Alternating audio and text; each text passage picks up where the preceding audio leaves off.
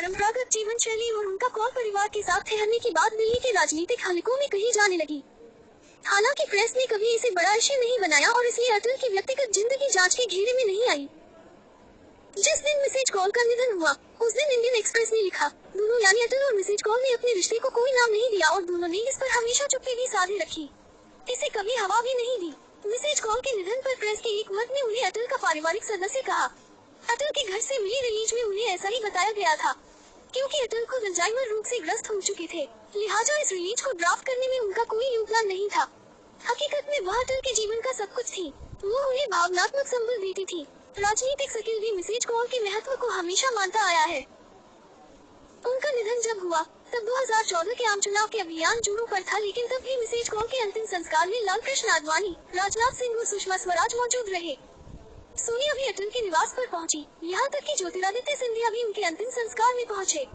Mrs Kaul के पिता सिंधिया रियासत में ही अफसर थे। मिसेज कौल के निधन पर ओबिचुरी लिखते हुए अटल के पूर्व सहायक सुधींद्र कुलकर्णी ने उन्हें यानी राजकुमारी कौल को अटल की दत्तक पुत्री नमिता की मां बताया। वास्तविकता ये है कि जब अटल ने कौल के साथ रहना शुरू किया तो उन्होंने परिवार की दोनों बेटियों नमिता और नम्रता को अडॉप्ट किया। सुधींद्र अटल के प्रधानमंत्री बनने के कई साल पहले से उनसे मिलते थे, मिसेज कौल के घर जाते रहते थे।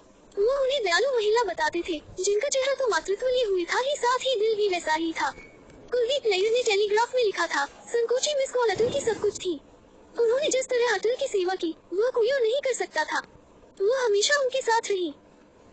दक्षिण भारत के पत्रकार गिरीश निगम ने बताया था कि अटल जी जब प्रधानमंत्री नहीं थे तब भी मैं उनके घर पर फोन करता था तो वही फोन उठाती थी और कहती थी, मैं मिसेज कौल बोल रही हूँ। पूर्व राष्ट्रपति प्रणब मुखर्जी ने भी हिंदुस्तान टाइम्स को एक इंटरव्यू में बताया था, हम वाजपेयी के पड़ोस में रहते थे। घरों की दीवार से लगा एक दरवाजा था, ससे के दोनों परिवार के लोग आसानी से आ जा सके। वो मछली के शौकीन थे। नमिता अक्सर हमारे घर आती थी। मेरी पत्नी और मिसेज कौल की अच्छी बॉन्डिंग थी। जब नमिता की शादी तय हुई तो मेरी पत्नी ने तैयारी की थी, क्योंकि दूल्हा बंगाली था। बता दी कि नमिता की शादी रंजन भट्टाचार्य से हुई थी। अटल की बेटी शादी कैसे हुई? अटल की दत्तक पुत्री नमिता का रोमांस रंजन भट्टाचार्य से 80 के दशक में परवान चढ़ा। वैसे उनकी मुलाकात 1977 में यूनिवर्सिटी के दिनों में हो चुकी थी। रंजन ओबराय होटल में काम करते थे, जबकि नमिता दिल्ली यूनिवर्सिटी के दौलत राम कॉलेज में पढ़ाई करने के बाद मौर्या होटल में काम करने लगी थी। जब रंजन घर आने लगे तो शुरू में अटल उनसे दूरी बनाकर रखते थे, लेकिन बाद में उन्होंने अटल का दिल जीत लिया और दोनों की शादी हो गई। शादी के बाद वह भी साथ रहने आ गए। वो अटल को बापची कहते थे। जल्दी ही वो उनके बहुत करीब भी आ गए। जल्दी ही रंजन ने नौकरी छोड़ दी और खुद उद्यमी बन गए। उन्होंने मनाली में होटल बनवाया, उसके बाद कई व्यवसाय शुरू किए।